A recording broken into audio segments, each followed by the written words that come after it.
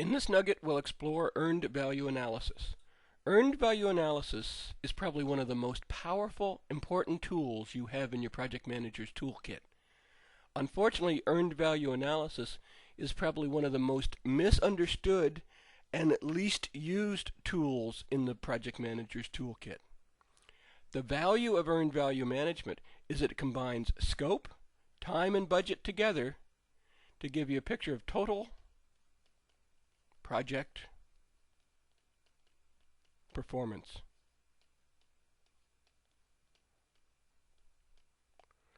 Often when people talk about projects, they simply say, is the project on time? And that's an important consideration. We want our project to deliver on time. But on time at all costs? On time without regard to quality? On time without regard to functionality? No. Again, same applies to being on budget. We want our projects to complete on budget. But again, at all expenses? Does it matter whether we're on budget without any regard for being on schedule? Without any regard for delivering on the right functionality?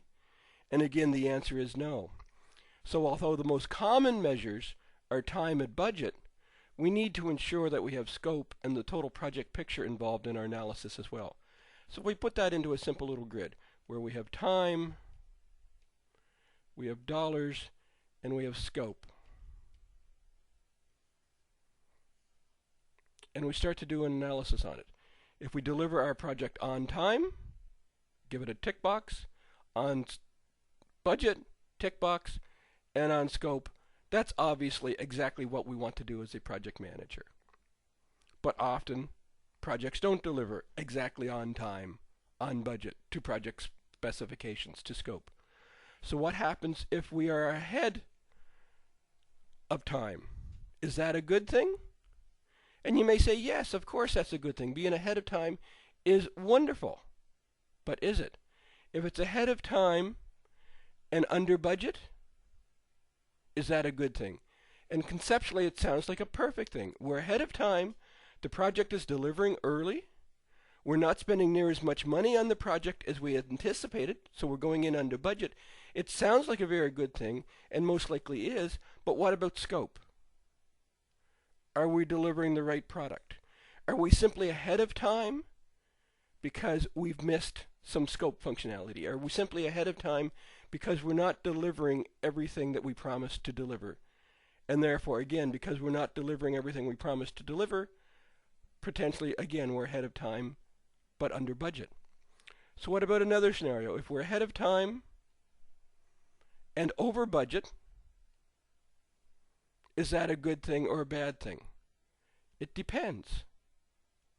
If you're ahead of time and ahead of budget and delivering exactly to scope, that may be a really good thing. You're ahead of time because you've added an extra resource to the project team. You're ahead of budget because you've added an extra resource to the project team, but you're delivering exactly everything according to scope. So again, it varies. You need to combine the scope, the time, the budget together to get the total project performance. If we're behind schedule and over budget, I can almost tell you that is a bad thing. I probably don't need earned value analysis to say that a project that is behind schedule, spending more than it should, is probably in a bad situation. There's probably not a scenario that I can come up with where I can give you an example. Well, that is still a good thing that we're delivering exactly what the customer wanted because we're behind schedule, we're spending more money. So that is probably the one scenario where without earned value analysis, I can simply say it's a bad thing.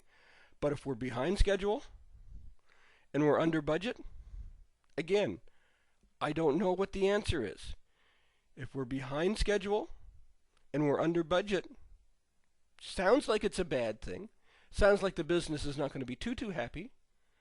But if we're still delivering what we should be delivering based on that amount of time and that amount of budget, i.e., we're behind schedule and we're under budget simply because we're missing a team member from our project team, therefore work is not being completed as fast as anticipated, therefore not spending as much money as anticipated, It may not be that bad a thing. It simply means the project may be a little bit late, but we're still going to deliver exactly the functionality that the business is looking for. So again, earned value analysis combines the scope, the time, the budget together and allows us to do a more complete analysis and simply determining whether we're in good shape or bad shape based on the single measure of time or the single measure of budget. Or what a lot of project managers do, combine time and budget together. But as we can see from this example, combining time and budget together still isn't enough. There was only 2 scenarios where I could come up with an absolute unilateral decision where we're exactly on time, exactly on budget, and exactly on scope. I don't need earned value to tell me that's a good thing. The other absolute opposite scenario is we're behind schedule, we're spending more money than we should. I don't need earned value to tell me whether that is a good or a bad thing. But all of the other plus or minus scenarios, typically the situation virtually every project is going to be in, I have 2 facts, but I don't have the total project performance picture. That's where earned value analysis is going to come into play. Hopefully by that introduction I have you excited and interested in earned value, convinced that it is the right tool to be using for project delivery. Now unfortunately I have to take you through a series of terms to help you understand what earned value is and how earned value is used, applied, and calculated. There are a large number of terms. These terms have some funny acronyms, and often these terms and the acronyms and the formulas we're going to discuss in just a moment will turn a lot of people off from earned value in that it's just a series of mathematical computations that it really doesn't belong in the project manager's toolkit. That's absolutely not the case. Bear with these terms. They are part of the earned value process. They will help define what earned value is, but don't get hung up on the exact terms themselves or, for that matter, how some of the formulas are derived. There has to be a leap of faith in earned value, and I hate to say this, but yes, there has to be a leap of faith in earned value that, okay, it's a proven process, I understand how it works. No different than the proven process that says there are 12 inches in a foot. We don't question why it's 12 inches. We don't question how long an inch is. We don't question that there's 3 feet in a yard. It's simply a proven fact that we apply in everyday life. I ask you to have the same approach to earned value, that these termed planned value, earned value, actual cost are simple facts that are part of the earned value process, and if properly applied, are going to allow you to successfully measure your project success. The same way, if you properly apply the number of inches in a foot and the number of feet in a yard, it's going to allow you to properly measure your children's height or the size of your living room to buy new carpet or whatever the case is going to be. So again, the terms, if you're applying for the PMP, which I'm assuming is one of the reasons you're taking this Nugget series, you will need to memorize these terms. You will need to memorize what the letters PV, what the letters BAC stand for. You will need to be able to understand the application of these, so please do memorize this. One of the few areas in the PMP itself that memorization is required. So here are the terms. PV, planned value. It's the original baseline. It's the original baseline that you put together when you develop your project plan, and it's the original baseline plus all approved changes as changes are processed on your project. So there's nothing magical about PV. It's planned value. It's the original baseline plus approved changes directly from your project plan. The EV, the earned value, is probably the one aspect to earned value or earned value analysis that causes the most problem. It's what was actually done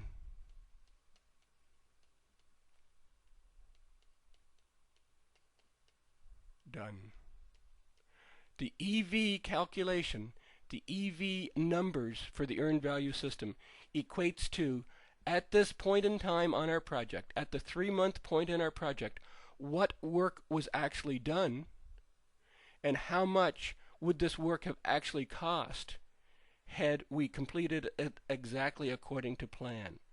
Now I just ask you to keep that thought in mind. Earned value is at month 3 in our project. It's what work was actually done and what that work would cost if everything had happened according to plan. And we'll come back and provide more definition to that as we go through. The difference between earned value and the plan is maybe a different resource worked on the task. That resource cost $5 more an hour. The variation is what it was actually done had it been done according to plan. Or the task was originally scheduled to take 40 hours and it took 46 hours. It's the work that was actually done, but what it would cost had it been done at the 40-hour level rather than the 46. So there is an element there. This is where the leap of faith applies in earned value, is trusting the EV number is what was actually done. The actual cost is what it really cost. So if we spent more time on the task, 45 hours rather than 40, if we spent $10 more an hour for the resource because we get a different resource, that's what the AC number is, what it actually cost. These three values for the earned value process are literally ongoing, month in, month out, week in, week out on our project. So at day 1 on our project, we have PV, EV, and AC values. At month 1 on the project, at month 2, at month 3, at month 4, we have PV, EV, and AC values for our project. Our remaining 4 definitions are all at completions. So budget at completion, this is the total project budget. Again, based on the baseline. The difference being the PV is the total baseline at month 6, at month 7, at month 8. The BAC is just the total budget for the project. The EAC, the estimate at the completion, is our current forecast.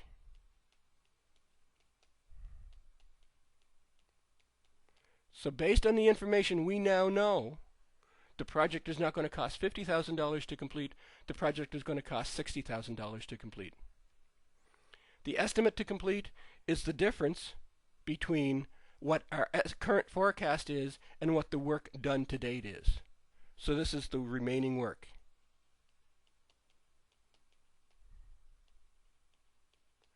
And finally, the variance at completion is just that. It's the variance. It's the difference between the total budget and what our current forecast is going to be. It's going to be how much over or how much underspent our project is going to be on completion, based on the information we've calculated from earned value. So again, please don't let these funny acronyms throw you off. Most of these acronyms, PV, AC, BAC, EAC, ETC, VAC, are all very straightforward, very easy to apply, very easy to understand. The one aspect of earned value that will cause you some grief until you get used to the process is the EV value. What was actually done? At month 3 in the project, we plan to have these 6 tasks done. What have we actually completed at month 3 in the project? We've completed 5 of the 6 tasks originally planned. So we've completed 5 of the original 6 tasks, but with a 10% overrun. The EV value is going to be the 5 tasks at the original price, not at the 10% overrun. The 10% overrun is covered in the AC value. EV is what was actually done at the original budgeted value. AC address any cost overruns that are associated with the work. If memorizing all of those terms, PV, AC, EAC, isn't enough, unfortunately now I have to ask you to memorize some calculations as well, some formulas. And again, this is all important to make earned value work. Bear with me for just a couple more minutes. We'll get through these calculations, these formulas. I'll give you a few tricks and tips on how to remember all of this, how to make it easy to remember this for getting into the PMP exam and passing the PMP. And then more importantly, I'll show you this in action and really show you the value of what earned value does and how it's going to help you be more effective as a project manager. Before we get into the calculations, we need to review the facts about your project that you already know. We know PV. We know the original baseline. We know EV, or at least we determine EV from our project schedule, from our work done. We know the AC. Again, we get that from the work completed from our project schedule, and we know our BC, our total project picture.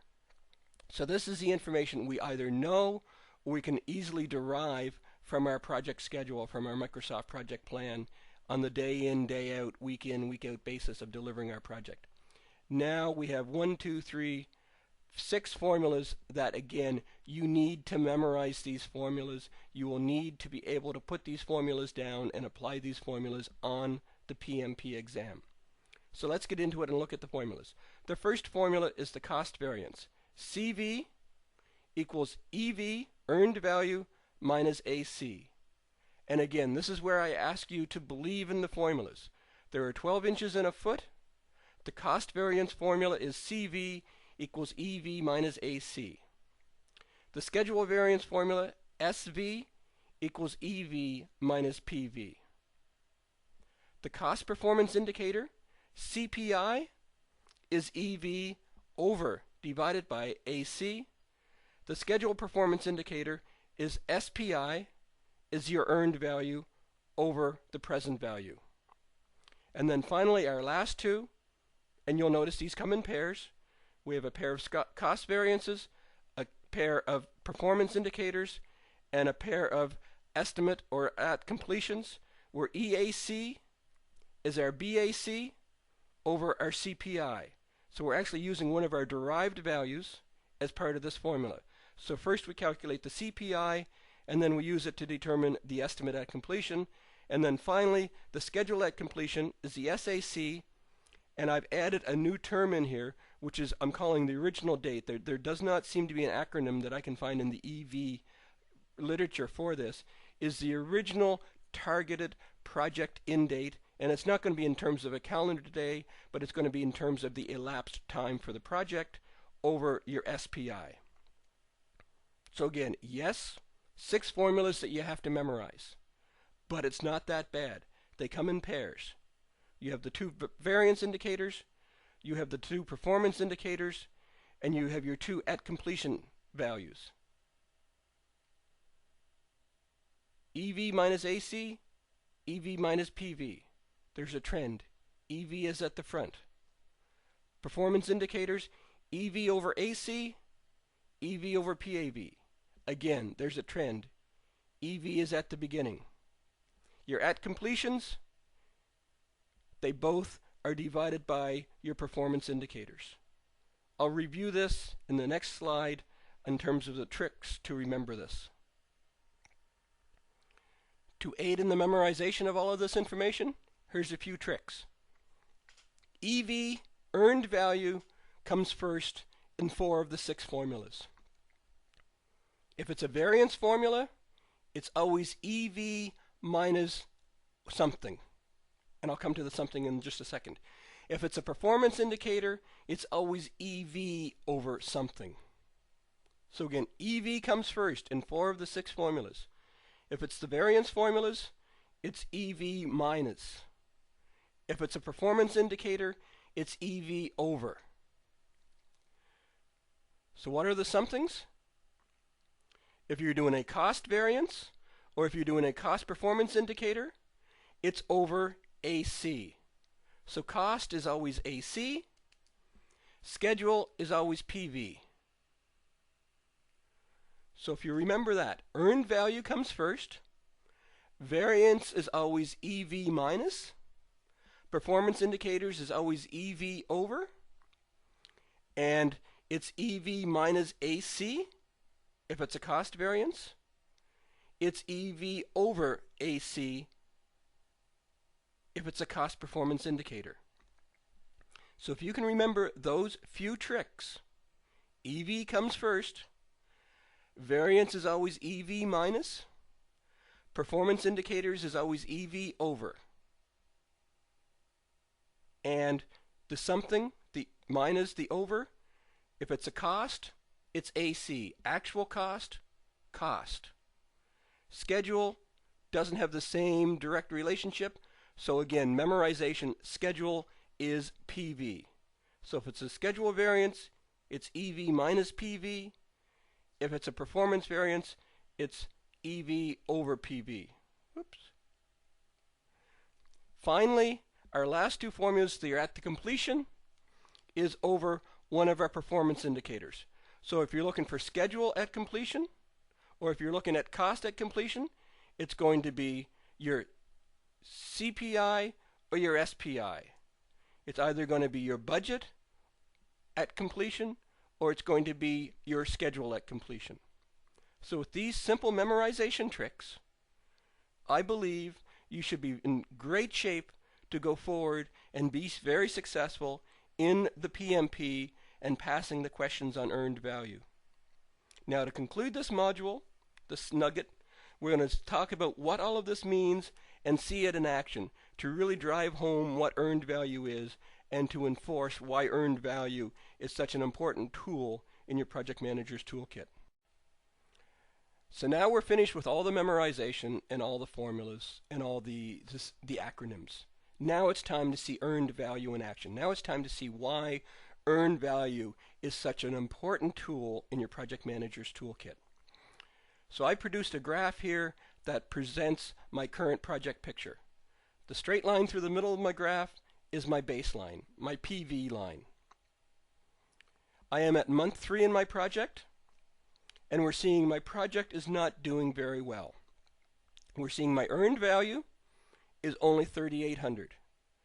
So although I should be completing $4,500 worth of project delivery, because my estimates were a little over, because my team is not working as efficiently, maybe there's some learning curve issues, maybe there's some ramp up times, I'm not getting full value for my team. My team is delivering a little under planned performance, that my earned value is only $3,800. And unfortunately, human resources were not able to give me the exact resources that I was looking for. I'm getting more expensive resources, so the project is costing me a little more money. My AC is $5,000. So I take that and I start to use these 3 values and put it into my formulas. So I do my cost variance, 3,800, my EV minus my AC, which is 5,000, and I get a value of negative 1,200. And we'll come back to what a negative 1,200 means in just a moment. I do my same for my schedule variance. 3,800 minus my PV, which is 4,500, equals negative 700. I do the same for my cost performance indicator. My EV, 3,800 over my AC, 5,000, gives me a cost performance indicator of 0.76. I do my schedule performance indicator again. EV, 3,800 over my PV, which is 4,500, gives me 0.84. Again, the actual application of the formulas is very simple. EV is always first. 3,800, 3,800, 3,800, 3,800. If it's cost, I look at my AC minus 5,000. If it's a cost performance indicator, over 5,000. If it's schedule, I look at my PV, so it's 4,500 minus. If it's schedule performance, it's over. So now I have my cost variance, my schedule variance, my cost performance indicator, my schedule performance indicator. I'm going to use those to calculate my last 2 set of numbers. So I want to know my estimate at completion is my budget at completion, which is $10,000. So $10,000 over my CPI, 0.76, and I get a startling number, 13157. That tells me that all things being equal, if my project continues to progress in this fashion, my project isn't going to cost $10,000. My project is going to cost up here at $13,157. So this is my new revised estimate to complete for my project. And I go on and I do my same for my schedule. So my schedule at completion is my original planned value. I plan to be done in 6 months for the project. I put that over my schedule performance indicator of 0.84, and I get 7.1. So that's telling me my project is not going to be done at the 6-month. My project is actually going to be done just beyond the 7-month point. So this is telling me my project is going to be a little over a month late, and this is telling me my project is going to be a little over $3,000 over budget. That's earned value in action. That's taking the facts from your project. Fact, fact, fact from your project, applying the earned value information, and allowing us to assess what impact the current facts that I have in my project of being $3,800 delivered with an actual cost of $5,000 tells me my project is going to be over budget by the tune of a little over $3,000. That tells me my project is going to be late by the tune of a little over a month. That's earned value. That's tremendous value to you, the project manager, to assess the true health of your project. It's combining the cost, it's combining the schedule, and it's combining the work that's done on your project to allow you to truly assess what the project delivery scenario is going to be. So putting this all together, what does this all really mean? We saw two very meaningful numbers on the graph. We're going to be a little over $3,000 over budget, and we're going to be a little over a month late. But more specifically, we had cost variance of negative 12,000, we had a schedule variance of negative 700, we had a cost performance indicator of 0.76, and we had a schedule performance indicator of 0.84. Either of the variances, cost or schedule, if it's negative, is bad. In our case, both their cost variance was bad, which is telling us the project is costing more than we want it to. The project is costing more than the budget allows for. Schedule variance negative, telling us the project is going to take longer than planned. The project is going to take longer than original schedule. Same thing applies to the performance indicators, either cost or schedule. If it's less than 1, it's bad. My CPI was 0.76. That's bad. The SPI, 0.84, is bad. You're getting the same information from the performance indicators as the variances. One is not going to be good and the other is bad. Cost versus schedule. But the cost variance is going to allow you to assess on a unit value how bad it is. The CPI and the SPI is going to allow you to take that number forward, take it into our budget at completion and schedule at completion to create our forecasts. How negative is bad? How less than 1 is bad?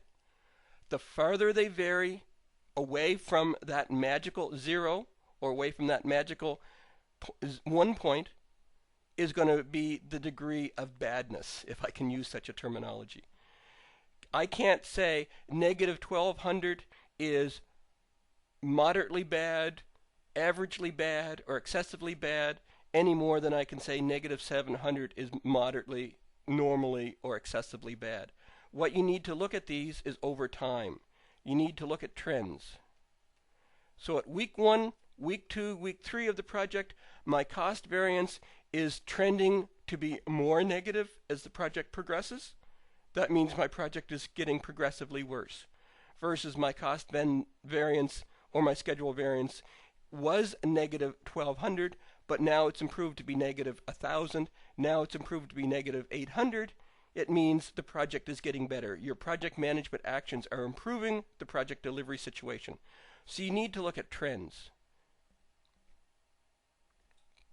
The other component that you need to be very much aware of is earned value uses history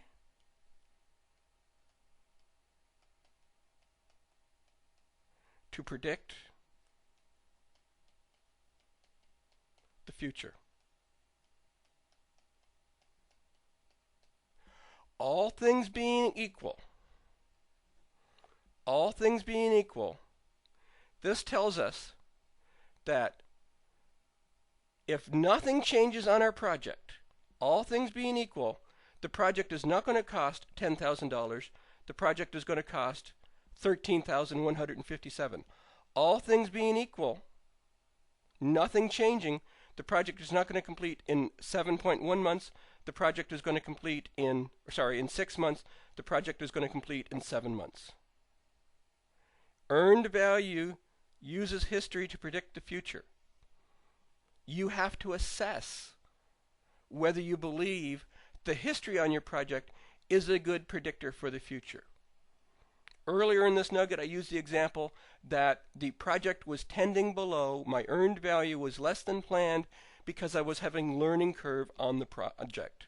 My teams did not have the skills they needed to complete their tasks on time. Therefore, they're completing the tasks behind time. My earned value was running less.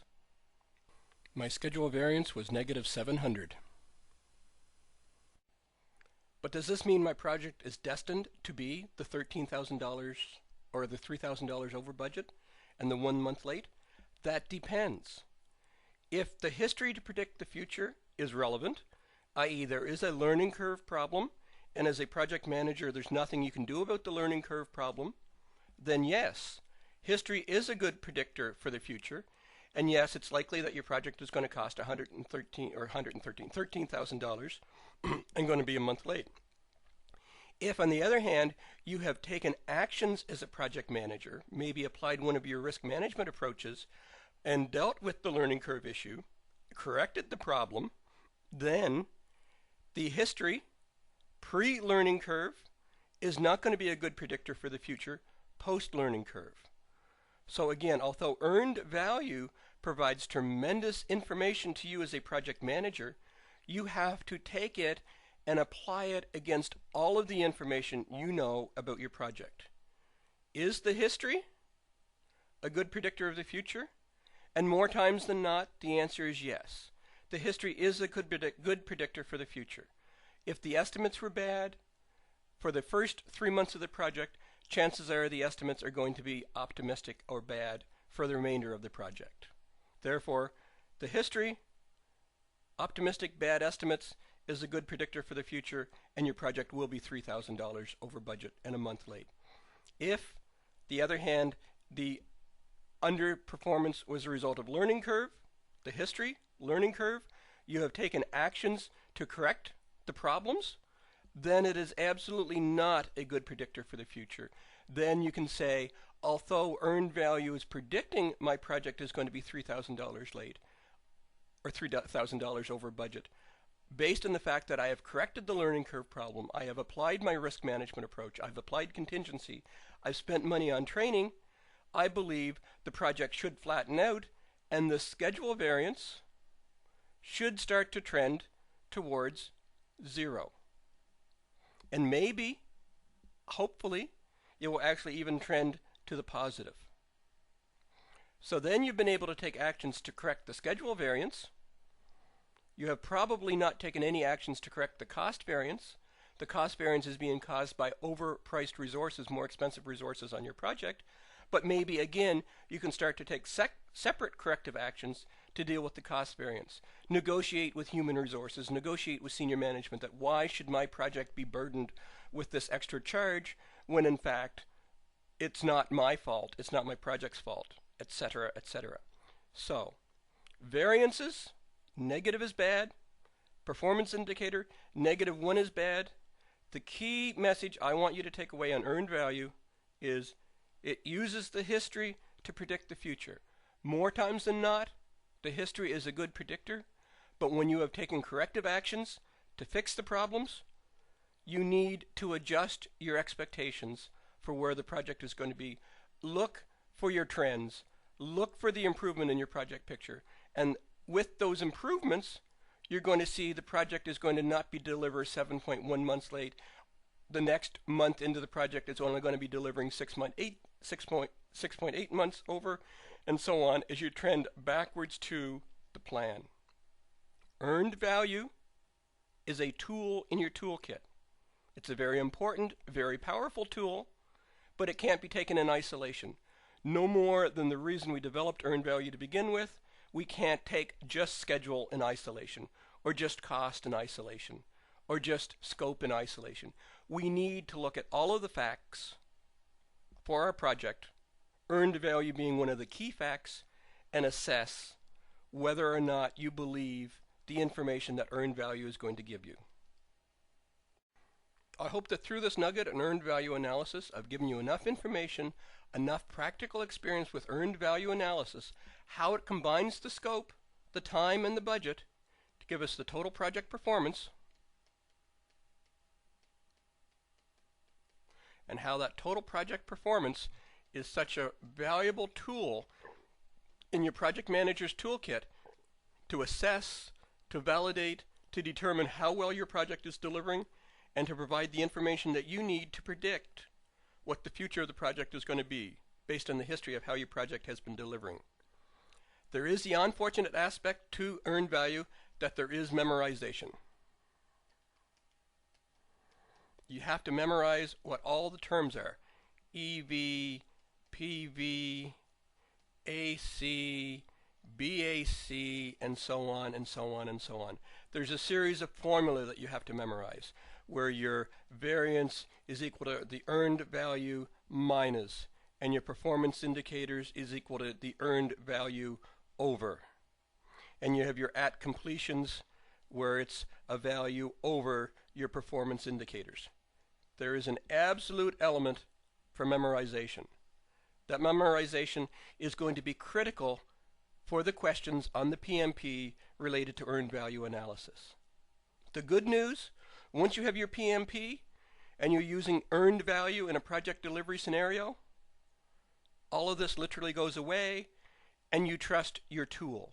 Your Microsoft project will give you your earned value information. You don't have to go through and do the calculations. You don't have to go through and memorize the formulas. That's all calculated for you and delivered to you as part of your project scheduling tool. Earned value uses the history to assess the project, your total project performance, and it predicts where the project will finish. Whether it's going to be on time, on budget, how much it's going to be under, or how much it's going to be over. Earned value is probably the single most valuable tool you have in your project manager's toolkit, and I highly encourage you to examine, review, and understand earned value analysis. As I said at the beginning of this nugget, it's probably the one tool in most project managers' toolkit that people don't use. They get bothered by, they get blown away by all of the formulas and all of the acronyms. Get beyond that, recognizing that your tool is going to do all of that work for you, and look at the results. It uses the history to predict the finish for the project. It lets you know whether your project is going to be on time, on budget, satisfying the scope, the time, the schedule, and the budget for your project. It's a very valuable tool in your project manager's toolkit. This concludes our nugget on earned value analysis. I hope this video has been informative for you, and thank you very much for viewing.